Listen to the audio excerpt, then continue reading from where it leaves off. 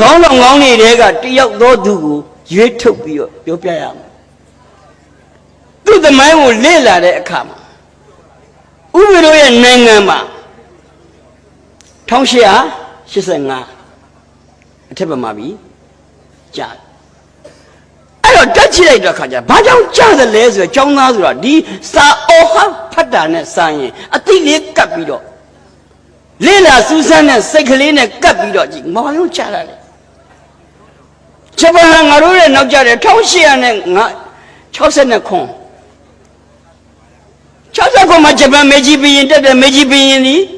တကားဖွင့်ခွာတာကိုကျင့်သုံးတဲ့အတွက်ကြောင့်မို့ဂျပန်ရှေ့တန်းရောက်တယ်ကျွန်တော်တို့ကတားလို့သမီးဥပဒေနိုင်ငံအဲ့တဲ့14နှစ်စောတယ်53အထက်ဗမာပြည်မှာစက်ရုံ50ကျော်ထူထောင်ပြီးနေပြီအင်္ဂလိပ်ပြည်မလွဲမသွေ AR ရေလန်းကအပေါ်တက်မထင်လို့ရေမြုပ်ဘုံထောင်တာအောင်မြင်ပြီးနေပြီလူငယ်တွေကိုနိုင်ငံတကာကိုစစ်ပညာတော့ပညာတော်တွေနေလှုပ်ကုန်ပြီ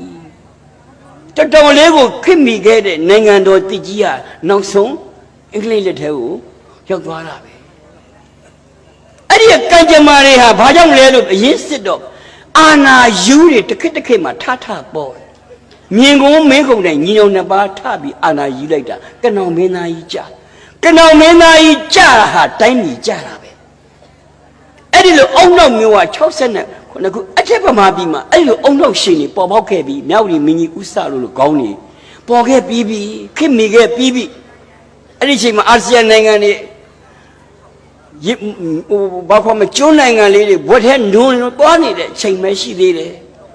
အဲ့ဒီမှာနောက်တစ်ခါ40ခွန်ဘုံကျုပ်အဲ့မှာကလုံဦးစောထပြီးတော့